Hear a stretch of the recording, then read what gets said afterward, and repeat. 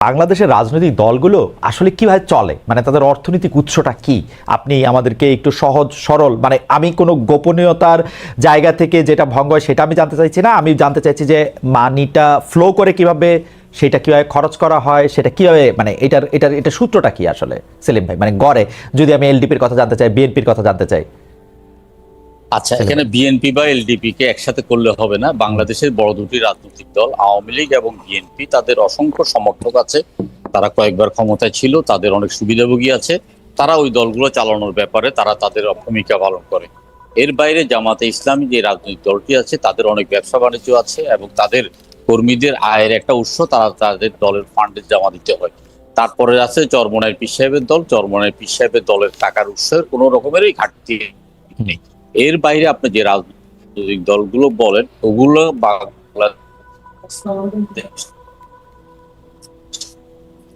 আমরা কি লীগ বা বিএনপির একটা সদস্য সংখ্যা সদস্য ক্ষুদ্র রাজনৈতিক দল গেলে আপনার থেকেই কোনো রকম অনুদান পাওয়া যায় না। আমরা যারা রাজনৈতিক দলগুলো করি, আমরা আমাদের নিজেদের পকেটের পয়সা খরচ করে রাজনীতি করি। এই ধরনের রাজনৈতিক দলের সংখ্যা 20-25টি আছে। আর বড় দলগুলো কথাটা বললাম, ছোট দলগুলো আমরা পরিচালনা করতে খুবই কষ্ট হয় এবং আমরা সেভাবে মিডিয়ার দৃষ্টিও আকর্ষণ করতে পারি না এবং আমাদের দেশব্যাপী কোনো রকম সাংগঠনিক সেই শক্তিও আমাদের নেই। এটা হলো যে বাস্তব অবস্থা। সেলিম ভাই, এখানে দুটা প্রশ্ন। সমর্থক ও সুবিধাভোগী যারা আসলে দলগুলিকে, বড় দলগুলির ক্ষেত্রে আমি বিএনপি, আওয়ামী লীগ বা জামাত ইসলামের কথা বলি, তারা যারা চাঁদা দেন তারা কি আসলে এর বিনিময়ে কিছু চান না? মানে তারা এই চাঁদাটা শুধু সমর্থন থেকেই দেন, ভালোবেসে দুটো দেন? ব্যাপার আছে এখানে। বড় দলগুলো করলে তার বিভিন্ন রকমের তার অ্যাডভান্টেজ আছে। যেমন বড় দল যদি করে, তার একটা থানা কমিটির সভাপতির একটা একটা সামাজিক মর্যাদা বৃদ্ধি পায়, তার একটা রাজনৈতিক মর্যাদা বৃদ্ধি পায়, জনগণের সালাম পাওয়া যায়, তারপর একটা ভাবসাব থাকে। এর থেকেও তারা এই দলের পিছনে খরচ করে। ধরেন আজকে পল্টন ময়দানে একটা জনসভা, মিরপুর থেকে যে আপনার থানা কমিটির সভাপতি অথবা সেক্রেটারি, তারা কিন্তু নিজ খরচেই কর্মীদেরকে নিয়ে যায়। এই কারণে যে তাদের উপর একটা দায়িত্ব আছে এবং তারা ওই দায়িত্বটা পালন করছে। আর দল যদি কখনো সরকারে যায় বা ক্ষমতায় যায়, তাহলে ক্ষমতায় একটা অংশীদার হয়ে তারা সেখানে কিছু সুযোগ সুবিধা পাবে, এই আশার মধ্যে দিয়েই বড় রাজনৈতিক দলগুলো চলে। আর আমরা যারা ছোট রাজনৈতিক দলগুলো আছি, আমরা আমাদের মতো আদর্শ নিয়ে আমরা কখনো জোটবদ্ধ ভাবে, যেমন গণতন্ত্র মঞ্চ 4-5টি রাজনৈতিক দল একটা জোট, ভিপি নূরের একটি রাজনৈতিক দল, এবি পার্টি একটি রাজনৈতিক দল, ববি হাজরা একটি রাজনৈতিক দল, এই কর্নেল অলি সাহেবের একটা রাজনৈতিক দল। এই রাজনৈতিক দলগুলো সাধারণত খুবই আপনার কষ্টে পিষ্টে চলতে হয় এবং তাদের মানে আপনার কর্মসূচি প্রেস ক্লাব কেন্দ্রিক, ঢাকা কেন্দ্রিক। এর বাইরে এই রাজনৈতিক দলগুলোর কোনো দেশব্যাপী কোনো রকমের আপনার রাজনৈতিক তৎপরতা চালাতে হয় না। যে কারণে ধরেন আপনার সাকি সাহেব আছেন, তারপর সাইফুল হক সাহেব আছেন, আমি ওনাদের কাছ থেকে দেখেছি যে আসলে ওনাদের রাজনৈতিক দল পরিচালনা করতে ওনাদের আসলেই কষ্ট হয়, কারণ এই ছোট দলগুলো থেকে কেউ দান অনুদান দেয় না। তো বিএনপি ও আওয়ামী লীগের ক্ষেত্রে যে মানে যে চাঁদা বা অনুদান বা যে সমর্থনের টাকা এখানে ঢুকে, এটার কি কোনো অডিটের সিস্টেম আছে? এটা কি কোনো একটা অডিট হয়? মানে কি হয় এই টাকাটা, আমরা কিভাবে জানি যে মানে কে পায়, কে দেয়? এটা আসলে আপনার যেহেতু আপনার নিবন্ধিত রাজনৈতিক দলকে প্রতি বছর আপনার তার আয় এবং ব্যয়ের একটা মানে দেখাতে হয়, আপনার উৎস দেখাতে হয়, আয়ের উৎস এবং ব্যয়ের উৎস প্রতি বছর অডিট করে সাবমিট করতে হয়। ওই রাজনৈতিক দলগুলো ওইভাবেই অডিট করে। বাংলাদেশের সামাজিক আর্থসামাজিক রাজনৈতিক যে অবস্থা, সেই অবস্থার প্রেক্ষিতে একজন ব্যবসায়ী যদি কোটি টাকা ইনকাম করে, সে 1 লক্ষ টাকা ইনকাম করে না, এরকম দেখিয়ে যেরকম ভাবে আয়কর সাবমিট করে, রাজনৈতিক দলগুলো ঠিক সেইভাবেই তাদের আয় ব্যয়টা সাবমিট করা হয়। এই নিয়ে তেমন কোনো প্রশ্ন তোলার বা স্বচ্ছতার কোনো রকম জায়গায় এখন পর্যন্ত এসে পৌঁছেনি।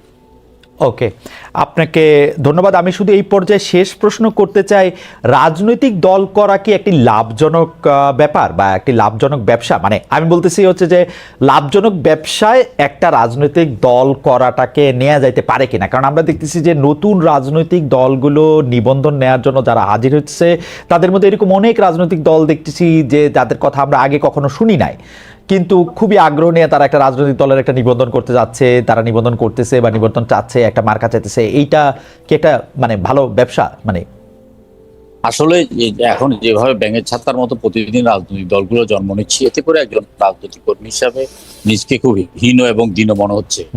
আমি আজকে প্রায় 53-54 বছর বয়স পর্যন্ত রাজনীতি করি। আমি আন্তরিকভাবে বিশ্বাস করি আমি যদি রাজনীতি না করতাম তাহলে আমি পৃথিবীর সবচেয়ে সুখী ব্যক্তিটি হতাম। আমার জীবনের সমস্ত সময়টা আমি রাজনীতিতে ব্যয় করছি, আমি শুধু দিয়েই গেছি, কিছু পাইনি। জনগণের ভালোবাসা পেয়েছি, জনগণের অকুণ্ঠ সমর্থন পেয়েছি, জনগণ একজন মানে সজ্জন ব্যক্তি হিসেবে আমাকে কিন্তু জানে। সেলিম ভাই কেউ তো আর এতটুকু আপনার আমার প্রাপ্য। কিন্তু সেলিম ভাই কেউ তো আর আপনাকে কপালে পিস্তল মানে ঠেকায়া রাজনীতি করাইতেছে না। আপনি তো এটা থেকে এক্সিট 30 বছর আগে নিতে পারতেন, 40 বছর আগে নিতে পারতেন, 20 বছর আগে নিতে পারতেন, আজকেও নিতে পারেন। তো so why are you pursuing this thing? এটাই ব্যর্থতা, এটাই পাচ্ছি না। এটা করার জন্য অনেক রকমের কখনো মানে সাধু সন্ন্যাসীর কাছে গিয়েছি, কখনো নিজে মেডিটেশন নিয়েছি, কিন্তু আসলে এই যে ভুটটা কাঁচের মধ্যে চেপে পড়ছে হ্যাঁ, এক ক্লাস 9-10 থাকা অবস্থায়, সেখান থেকে আসলে বেরিয়ে আসতে পারছি। এটাই বাস্তব সত্য কথা। খুবই তবে ইন্টারেস্টিং। রাজনৈতিক দল করা কোনো লাভজনক কিছু না। হ্যাঁ। রাজনৈতিক দল করা কোনো লাভজনক কিছু না। এটা অত্যন্ত কষ্টকর ব্যাপার এবং প্রচন্ড রকমের ধৈর্য ধরে মুসরতের সাথে লেগে থাকতে হয়। আমার সাথে যারা ছাত্র রাজনীতি করেছেন, অনেক রাজনীতিবিদ হারিয়ে গেছেন। আমরা যাদেরকে দেখে রাজনীতি উদ্বুদ্ধ হয়েছি, তারাও হারিয়ে গেছেন, কিন্তু আমরা কোন রকম টিকে আছি এবং জনগণ আমাদেরকে চিনে ভালো জানে। এই শুধু এই আত্মতৃপ্তি নিয়ে রাজনীতিতে আছে। জনাব সারোয়ার তুষার, আপনি একজন প্রবীণ রাজনীতিবিদের কাছে শুনলেন যার প্রায় 50 বছর ধরে তিনি সক্রিয় রাজনীতির সঙ্গে আছেন। আমি শুনে আজকেও বিস্মিত হয়েছি, যদিও আমি সেলিম ভাইকে অনেক বছর ধরে চিনি, কিন্তু সেলিম ভাই প্রায় 70-এর কাছাকাছি বয়স এবং তার 50 বছরের মতো রাজনৈতিক অভিজ্ঞতা হয়ে গেছে, সেটা শুনে খুবই অবাক হয়েছে। আমি একজন তরুণ রাজনীতিবিদ হিসেবে জনাব সারোয়ার তুষার আপনার কাছে একটি প্রশ্ন করতে চাই। সেটি হচ্ছে এরকম যে আসলে এটা আসলে গুচ্ছ প্রশ্ন। আমরা সাবেক প্রধানমন্ত্রী শেখ হাসিনাকে সংবাদ সম্মেলনে বলতে শুনেছি তার পিয়ন 400 কোটি টাকা নিয়ে চলে গেছে, তা তিনি ধরতেও পারেননি। আজকে আমরা দেখলাম আপনাদের দল করতেন এরকম একজন আসিফ মাহমুদ সজীব ভুঁইয়া, তার যে সহকারী একান্ত সচিব, তাকে আসলে বহিষ্কার করা হয়েছে। কেউ কেউ বলছেন যে তিনি 311 কোটি টাকা নিয়েছেন, কেউ কেউ বলছেন যে সুইজারল্যান্ডে বাড়ি আছে, তিনি অনেক সম্পদ করেছেন, এরকম আরও অনেক অভিযোগ আমরা শুনছি। কিন্তু আমার কথা হচ্ছে যে জনাব এপিএস এই কাজগুলি কখনোই করতে পারতেন না যদি না তার বস অর্থাৎ উপদেষ্টা জনাব আসিফ মাহমুদ সজীব ভুঁইয়া এটাতে তাল মিলিয়ে চলতেন, কারণ তার তো কোনো নির্বাহী ক্ষমতা নেই। এই ব্যাপারটি আপনারা কেমনভাবে দেখছেন? এবং একইভাবে আপনাদের গাজী সালাউদ্দিন তানভীর, যিনি এনসিপির একজন যুগ্ম সদস্য সচিব ছিলেন, তাকেও আসলে বাদ দেওয়া হয়েছে, কারণ তার বিরুদ্ধে প্রায় একই ধরনের অভিযোগ স্বাস্থ্য উপদেষ্টার আরেকজন ব্যক্তিগত কর্মকর্তা। আপনি এগুলিকে কেমন ভাবে দেখছেন? আসলে মানে আপনার রাজনৈতিক দলটা মাত্র শুরু করেছেন, 2 মাস 3 মাসের মধ্যে অনেক বেশি জাজমেন্টের জায়গাও আপনারা পড়তেছেন, কিন্তু আসলে এইসব দুর্নীতির প্রশ্নে, টাকা মারার প্রশ্নে আপনারা আসলে কি বলবেন? জি, আপনাকে ধন্যবাদ এবং সেলিম ভাইকে আমি শুভেচ্ছা জানাই। এই যে ঘটনাগুলোর কথা আপনারা বললেন, আপনি বললেন, এইগুলো খুবই মানে দুঃখজনক। এবং বাংলাদেশে যারা এই ধরনের রাজনীতি কিংবা সরকারের সাথে সংশ্লিষ্ট থাকে, তারা এই ক্ষমতার অপব্যবহার করে এই কাজগুলো করে।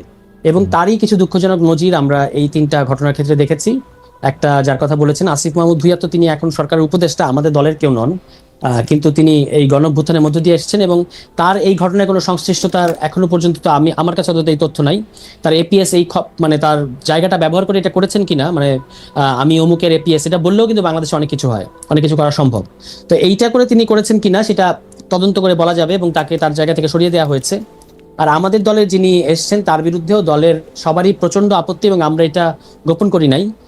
এবং যেহেতু এখন তাকে অব্যাহতি দেওয়া হয়েছে এবং তার ঘটনাগুলো একটা ইন্টারনাল তদন্তের মধ্যে পড়েছে, ফলে আমি তদন্ত হওয়ার আগ পর্যন্ত এই ব্যাপারে চূড়ান্ত কথা বলবো না। তবে যে কথাগুলো শোনা যাচ্ছে, যে অভিযোগগুলো শোনা যাচ্ছে, এগুলো খুবই ভয়ঙ্কর এবং আমরা এটা আশা করি না যে আমাদের দলের কেউ এই ধরনের কোনো অভিযোগে তার বিরুদ্ধে হবে।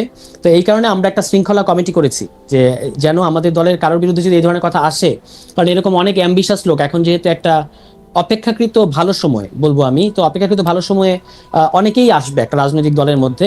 আমাদেরও আরো মানে কাউকে রিক্রুট করার প্রসেসটা আরো সলিড হতে হবে, কিন্তু তবু এর মধ্যে দিয়ে কেউ কেউ মানে যে কোনো ধরনের অপকর্মের মধ্যে যুক্ত হতে পারে। আমরা একটা সিস্টেম ডেভেলপ করার চেষ্টা করেছি, বা এখনো পর্যন্ত আমরা বলবো যে অনেকাংশে করে ফেলেছি, যে একটা হচ্ছে দলের শৃঙ্খলা বিধি, আর একটা হচ্ছে এই ধরনের অভিযোগ আসলে সেটা একটা প্রপার তদন্তের মধ্য দিয়ে যেন আমরা তার বিরুদ্ধে ব্যবস্থা নিতে পারি।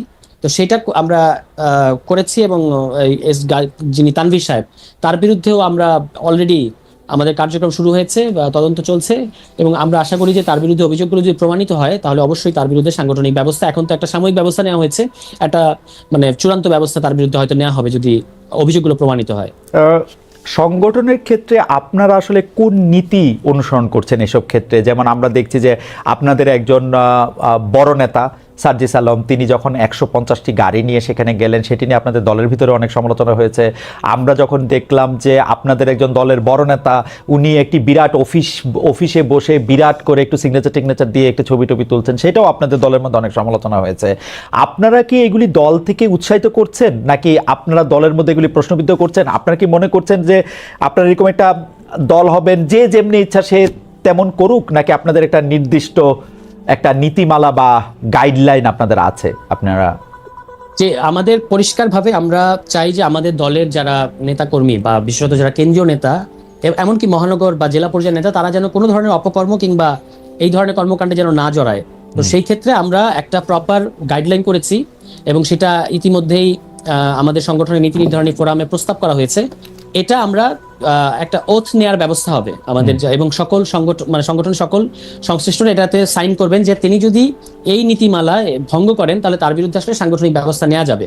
তো এখন যে এই ইন্টারিম পর্যায়ে এগুলো ঘটছে, এটা ঘটছে তার কারণ হলো যে চারপাশে এত টোপ এবং এত ধরনের এখন প্রলোভন, যেহেতু একটা নতুন সময় এবং এত ধরনের প্রলোভন, অনেকেই প্রলোভনে হয়তো জড়িয়ে যাচ্ছে কোনো একটা টোপের ফাঁদে পড়ে।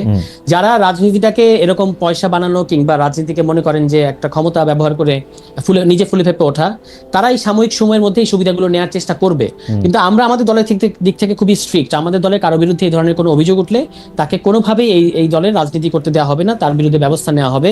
অন্য যেটা বলেছেন যে শোডাউনের প্রশ্নে, এটা আমরা অনেকবার বলেছি যে আমাদের ক্ষেত্রে দুটো ডিলেমা তৈরি হয়েছে। একটা হচ্ছে আমরা বলছি একটা নতুন রাজনৈতিক বন্দোবস্তের কথা, আবার আমরা যখন স্থানীয় পর্যায়ে যাচ্ছি তখন ইতিমধ্যেই অন্তত দুটো শক্তিশালী দলকে আমাদের মোকাবেলা করতে হচ্ছে, একদিকে বিএনপি, একদিকে জামায়াত ইসলাম। আমরাও তো আসলে তাদের সাথে প্রতিযোগিতা করে ফার্স্ট পজিশনটা নিতে চাই। তো সেক্ষেত্রে যেটা হচ্ছে যে আমাদের অনেকের মধ্যে এরকম একটা চাপ তৈরি হচ্ছে যে কিভাবে আমি দ্রুত মানুষের কাছে পরিচিত হব, কিভাবে বা আমাকে যে একটা গ্রহণযোগ্য জনপ্রতিনিধি হিসেবে মানুষ মনে করবে, সেটার জন্য আমাকে কি কি করতে হবে। তখন কারো মনে হচ্ছে যে আমাকে হয়তো এমন একটা কিছু করতে হবে যে যার মধ্যে দিয়ে আমি দ্রুত অ্যাটেনশন পাবো।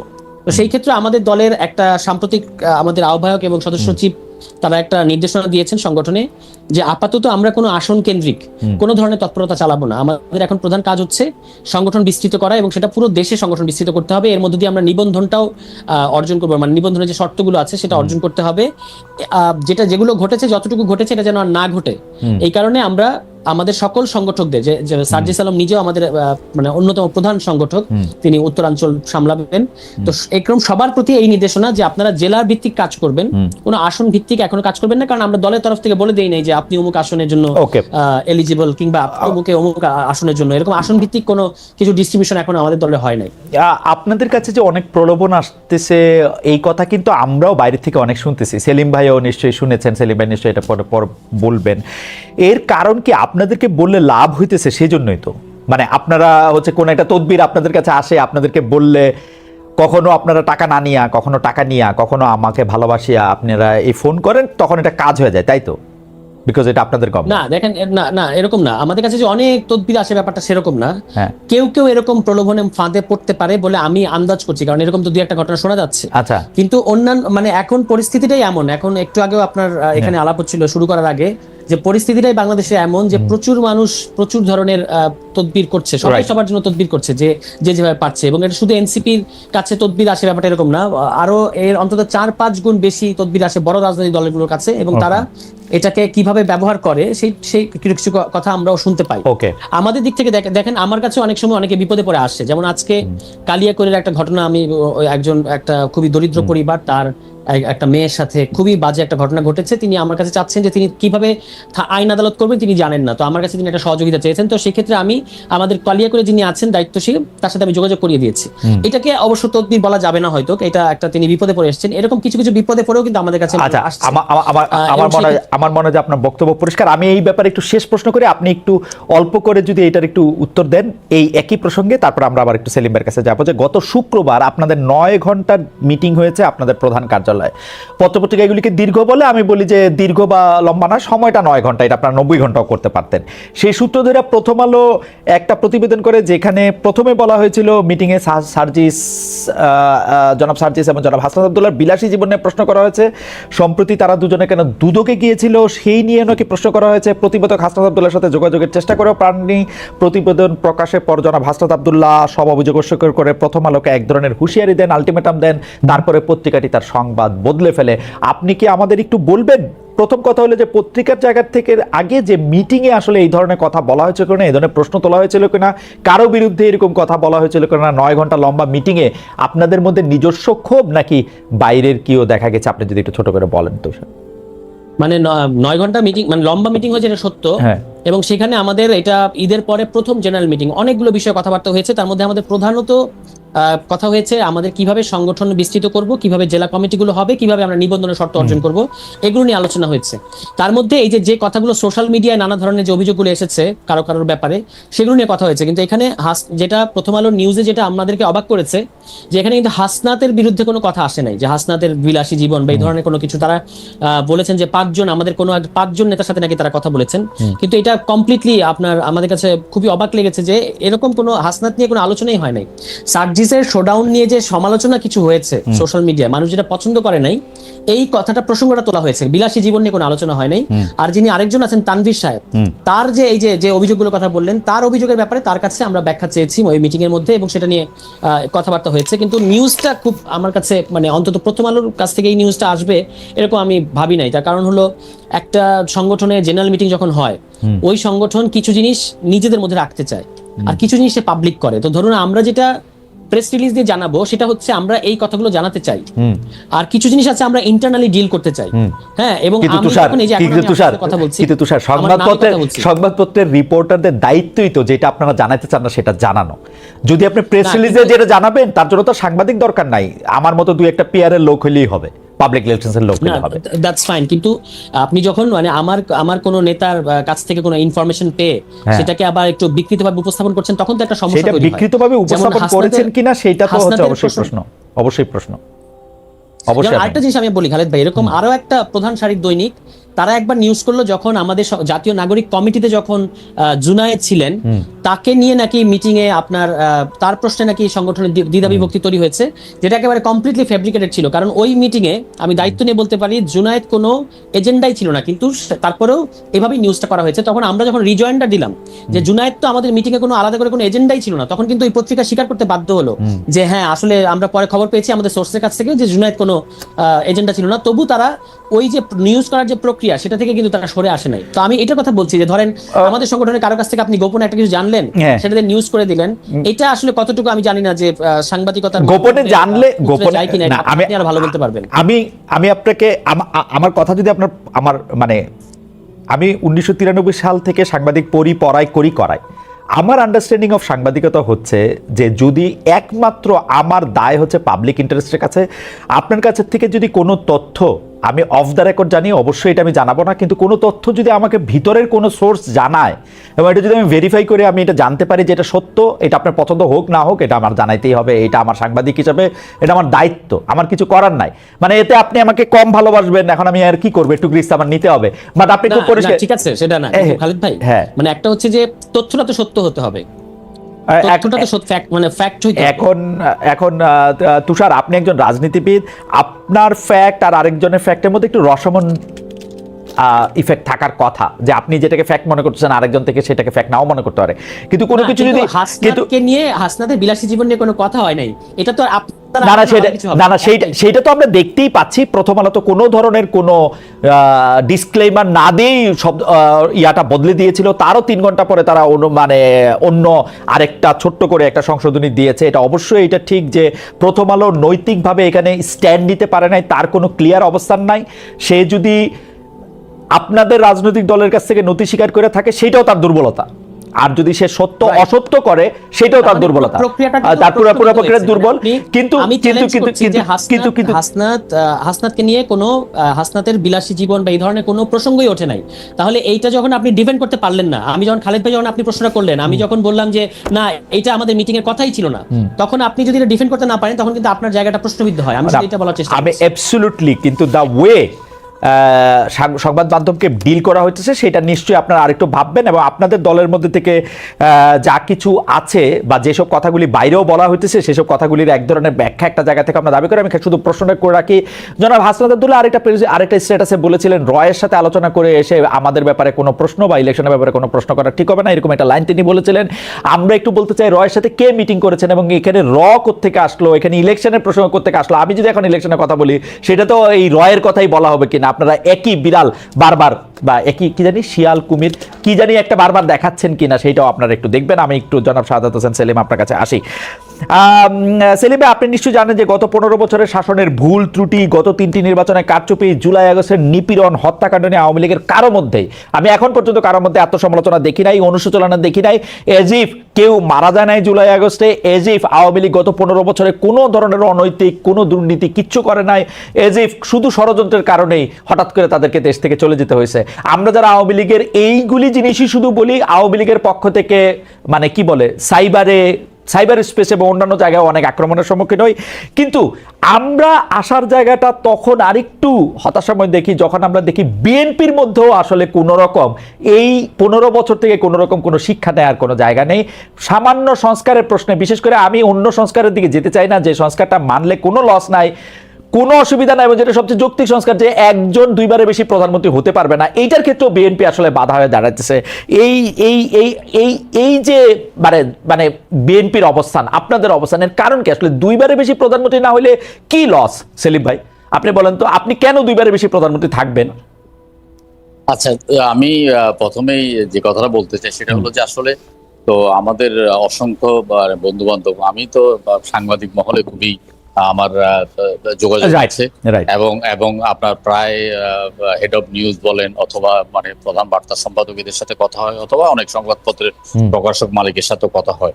তো তারা আসলে যে মানে ভয়ে এখন অনেক কিছু লিখতে পারছেন না, তারা অনেক কিছুই জানেন কিন্তু তারা ভয় লিখছেন না। প্রথম আলোর মতো পত্রিকায় যখন সংবাদ পরিবর্তন হয়ে যায়, কারণ 10 মিনিটের নোটিশে প্রথম আলোকে একদম মাটিতে মিশিয়ে দেওয়ার মতো ক্ষমতা এখন ওনারা রাখেন, যে কারণে কোনো পত্রিকা এবং কোনো টিভিতেই ওনাদের কোনো সংবাদ আসে না, কিন্তু আমরা অনেক কিছু জানি, সাংবাদিকরা অনেক কিছু জানে। এটা সেলিম ভাই, আমি আপনার সাথে কিভাবে একমত হই।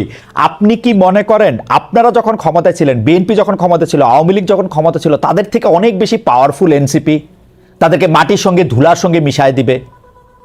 না, ওরা তো বাংলাদেশের ইতিহাসে কোন দিন একটু থ্রেট ছিল না সংবাদ মাধ্যমের প্রতি? বিভিন্ন ভবন অথবা বিভিন্ন মানে বাড়িঘর মাটির সাথে মিশিয়ে দিয়ে তারা এক ধরনের যে মব জাস্টিস সৃষ্টি করেছে, এটা কিন্তু একটা ভীত সন্ত্রস্ত করে রেখেছে সংবাদপত্র সহ অনেকগুলো প্রতিষ্ঠানকে, সরকারি বলেন আর বেসরকারি প্রতিষ্ঠান বলেন, এগুলো তাদের আতঙ্কে অত্যন্ত আতঙ্কিত। এটা আমি একদম নিঃসন্দেহে বলতে পারি, তাদের আতঙ্কে অত্যন্ত আতঙ্কিত। এখন তাদের ক্ষমতা কতটুকু আছে নাই সেটা বড় কথা নয়, বড় কথা হলো যে মানে তারা একটা আতঙ্ক সৃষ্টি করতে পেরেছে যে তাদের বিরুদ্ধাচরণ করলে তারা। সেলিম, আমি আপনার একটা কথা বলি, প্রথম আলোর কাছে যদি এই তথ্য 100% থাকতো যে হাসনাতের বিলাসী জীবন নিয়ে কথা হয়েছে, প্রথম আলো এই স্টোরি তুলতো না, আমি আপনাকে গ্যারান্টি দিতে পারি।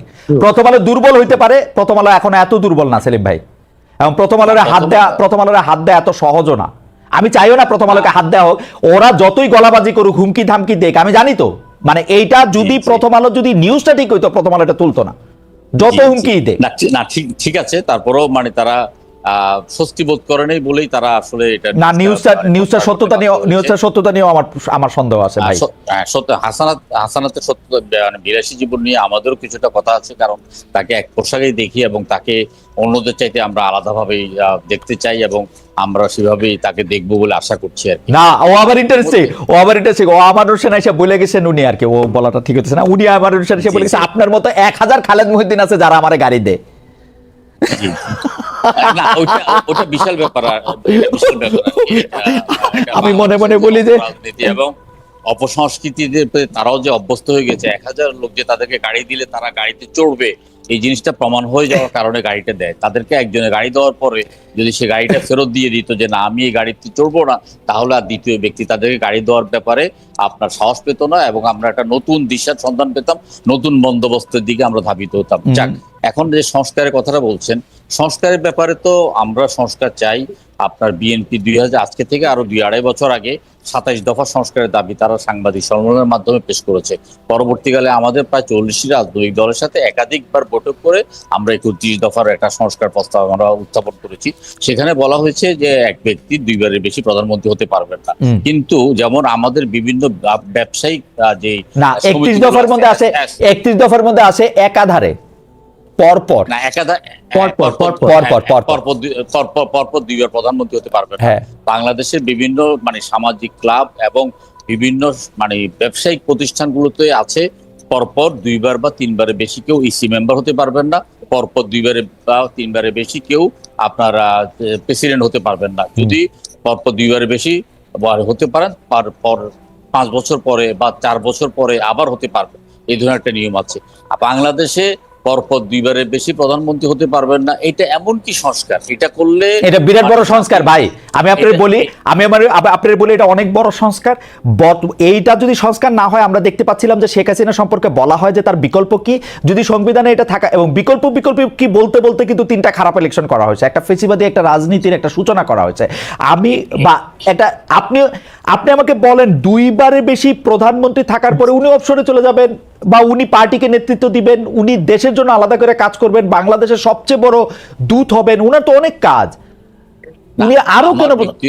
আমার ব্যক্তিগতভাবে পরপর 2বারের বেশি প্রধানমন্ত্রী হতে পারবেন না, এটার প্রতি সম্পূর্ণ সমর্থন আছে। এমনকি আমি বারবার বলি যে পরপর 2বারের বেশি বা মোট 2বারের বেশি সংসদ সদস্য হতে পারবেন না, এটার প্রতি আমার সমর্থন আছে। কারণ আমরা একজন দেখি যে 7বার 8বার 6বার করে সংসদ সদস্য হওয়ার পরে তারপরে তিনি তার ছেলের হাতে আপনার সেই নবুয়ত প্রদান করেন, অথবা তার মেয়ের হাতে করেন, অথবা মেয়ের জামাইয়ের কাছে করেন। এই যে পারিবারিক ভাবে তারা কোনো কর্মীদেরকে উঠতে দেন না, আমি এটার বিরুদ্ধে। এছাড়া আপনি যদি আমাদের পাশের দেশে দেখেন, জ্যোতি বসু 5 কি 6বারের মতো মুখ্যমন্ত্রী হয়েছিলেন, প্রায় 6বারের মতো। মমতা ব্যানার্জি ইতিমধ্যে মনে হয় 4বারের মতো মুখ্যমন্ত্রী হয়েছেন। ভারতের বিভিন্ন প্রদেশে 3-4বার পর্যন্ত মুখ্যমন্ত্রী হতে পারছেন। তো সুতরাং আমরা বাংলাদেশেও প্রদেশ করবো, তো প্রদেশের মধ্যে মুখ্যমন্ত্রী আপনিও হয়েন 3-4বার, কিন্তু প্রধানমন্ত্রী পদটা, হেড অফ স্টেটের পদটা 2বারে রাখেন সেলিম ভাই। না, এটা 2বার আমরা আমাদের কাছে এটা ভালো, আপনাদের জন্য ভালো। আমরা 2বারের জন্য আমরা পরপর 2বারের বেশি প্রধানমন্ত্রী চাইবো না। এটা যখন আমাদের সাথে আলোচনা করবে আমরা এটার পক্ষে একমত থাকবো, এবং অধিকাংশ রাজনৈতিক দলই এটার প্রতি একমত থাকবে। এইটা কিন্তু খুব যে মৌলিক সংস্কার, আমি এটাকে মৌলিক সংস্কার মনে করি না। পরপর 2বারের বেশি প্রধানমন্ত্রী থাকা উচিত নয়, এটা আমি মনে করি, এটা আমি বিশ্বাস করি এবং এটা আমি ধারণ করি। কোন সংস্কারটা নিয়ে আপনার কাছে মনে হয় যে মৌলিক সংস্কার এবং এইটা করা উচিতই না, এটা নামই এখন আনা উচিত না? আমরা তো প্রতিদিনই বিভিন্ন জায়গায় দেখতেছি, আপনি একটু বিশ্লেষণ করে বলবেন যে এই সংস্কারগুলির মধ্যে কোনটা আপনার সবচেয়ে চোখে পড়তেছে যে না এটা একদম হওয়াই যাবে না? আমার তো বারবার মনে হচ্ছে 2বার একাধারে প্রধানমন্ত্রী, 2বার পরপর প্রধানমন্ত্রীটাই বেশি আলোচনায় আমার চোখের মধ্যে লাগতেছে, আর বাকি তো সবাই একই আছে। এটা আলোচনার মধ্যে রাখতেছে, কিন্তু সংস্কার কমিশন গুলো যে কি সংস্কার করতে চাচ্ছেন এবং কি সংস্কার তারা এই 8 মাস যাবত তাদের মন্ত্রণালয়ের মৌলিক কোন সংস্কার করতে পেরেছেন কিনা বা গৌণ কোন সংস্কার করতে পেরেছেন কিনা, এটার কোনো উদাহরণ আমাদের মধ্যে নেই। আপনারা রাজি হইলেই না করবে, আপনারা করতে পারতেছেন কিনা এটা কেন করতেছেন এই সরকারে? আপনারা রাজি হইলে কালকে করে ফেলবে, সাইন করে ফেলবে। সংস্কার করতে তো একটা চিঠি না। দেখুন, আমি বলি স্থানীয় সরকার যে সংস্কারের যে বর্ণনা দিয়েছেন, সেটা আমরা 1965 সালে বিডি মেম্বার বিডি মেম্বার বা মৌলিক গণতন্ত্রের মেম্বার আমরা পেয়েছি, যে মেম্বাররা চেয়ারম্যান নির্বাচন করবে। আজকে স্বাধীনতার পর থেকে আমরা 54 বছর যাবত আমরা সরাসরি মেয়র ভোট দিই এবং কাউন্সিলর ভোট দিই। আজকে মেয়রের পরিবর্তে যদি শুধু কাউন্সিলররা মেয়রের ভোট দেয়, তাহলে সেখানে কি পরিমাণ কালো টাকার খেলা হবে আপনি চিন্তা করতে পারছেন? একটা ইউনিয়ন পরিষদের মেম্বার নির্বাচিত হবে, সেই ইউনিয়ন পরিষদের মেম্বার চেয়ারম্যান নির্বাচিত করবে। এটা কি মৌলিক সংস্কার? এটা তো কোনো মৌলিক আমার মনে হয় সংসদের মেয়াদ 4 বছর করা, এটা কোনো মধ্যে পড়ে না। তারপরে আপনার ভোটারের বয়স 1 বছর কমাতে হবে, প্রার্থীর বয়স 2 বছর কমাতে হবে। এই সংস্কারগুলোই তো আমরা চোখের সামনে দেখছি, এর বাইরে কোনো সংস্কার আমরা কিন্তু দেখতে পাচ্ছি না। এছাড়া আমি আপনাকে বলি, এই যে 8 মাস পর্যন্ত যেসব মন্ত্রণালয়গুলো আছে, এই মন্ত্রণালয়গুলো তাদের মন্ত্রণালয়কে গতিশীল করার জন্য যে সংস্কারগুলো করা দরকার, সেই সংস্কারগুলো এখনো হয়নি। এখনো আমরা যদি ঢাকা এয়ারপোর্টে আসি, আমাদের একটা লাগেজ পেতে 2 ঘন্টা, আগে 2 ঘন্টা লাগতো, এখনো 2 ঘন্টা লাগে। তো কোনো পরিবর্তন কোনো জায়গায় আমরা দেখতে পাচ্ছি না।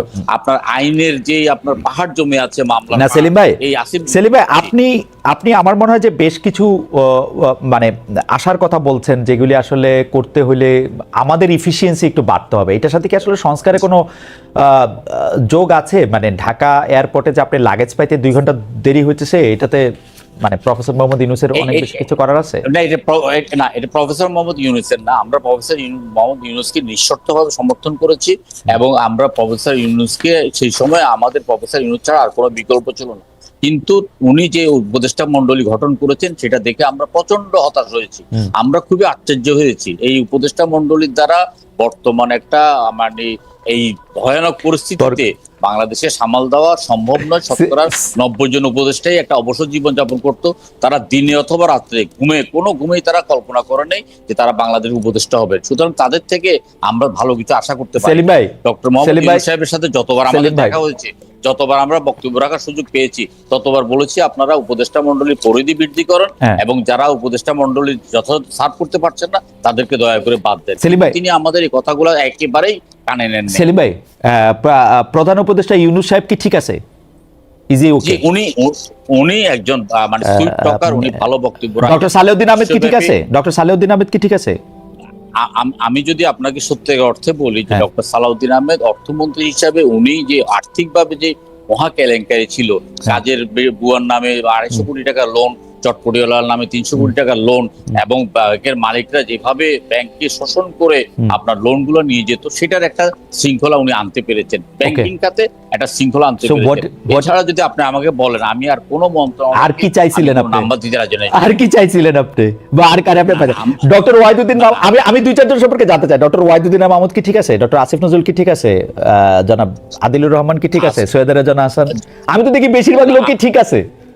না, আমি আসিফ নজরুল সাহেবকে বলেছিলাম যে দেখেন আমাদের এখানে দেওয়ানি মামলা বছরের পর বছর, আপনার এই দেওয়ানি মামলাগুলা 20-30 বছর পর্যন্ত শেষ হয় না। আপনি যখন ক্ষমতায় এসেছেন আপনি অন্তত একটা বাড়ি দিয়ে দেন যে দেওয়ানি মামলা যেগুলো পুরনো আছে, এই মামলা এত বছরের মামলা এত দিনের মধ্যে নিষ্পত্তি করতে হবে, অথবা মামলার জট কমানোর জন্য আপনারা বিচারপতিরা যেন একদম যথাসময়ে এজলাসে বসে এবং সর্বশেষ সময় পর্যন্ত এজলাস ত্যাগ করে আপনি আপনার এই যে মামলা নিষ্পত্তি গতিটা একটু বাড়িয়ে দেন। উনি বলছে আমি করছি। তো আমি তো ওনার থেকেও কোনো মৌলিক আমি কয়েকদিন আগে আমি পঙ্গু হাসপাতালে গিয়েছি। পঙ্গু হাসপাতাল যে এত নোংরা এবং এত এত একটা বাজে অবস্থা, স্বাস্থ্যমন্ত্রী তো মৌলিক ওনারা কোনো জায়গায় কিন্তু কোনো চুরি আটকাইছে মনে হয়, চুরির কাছে মনে হয়। আর আমি একটু আপনাকে বলার জন্য একটু বলে রাখি যে 1999 সালে আমার একটা প্রতিবেদন প্রথম আলোতে লিড স্টোরি হয়েছিল। সেখানের মধ্যে আমি বলতে মানে একটা যেটাকে বলে হচ্ছে যে সামারাইজ করছিলাম, আমরা যদি আজকে থেকে স্ক্যান্ডিনেভীয় দেশগুলির মতো ইফিসিয়েন্ট হয়ে উঠি তাহলে আমাদের চলমান মামলাগুলি যেগুলি জমে আছে সেগুলি শেষ করতে 50 বছর লাগবে। তো সো আমাদের জমে থাকা মামলা শেষ করা, সেটা আপনিও হয়তো খুব ভালো জানেন, সেটা হয়তো এত সহজ নয়। আমি একটু দর্শকদের কথা বলে রাখি। দর্শকদের আমি জানতে চেয়েছিলাম যে কেউ 2 মেয়াদের বেশি প্রধানমন্ত্রী হতে পারবে না এমন সংস্কার প্রস্তাবে বিএনপি রাজি না।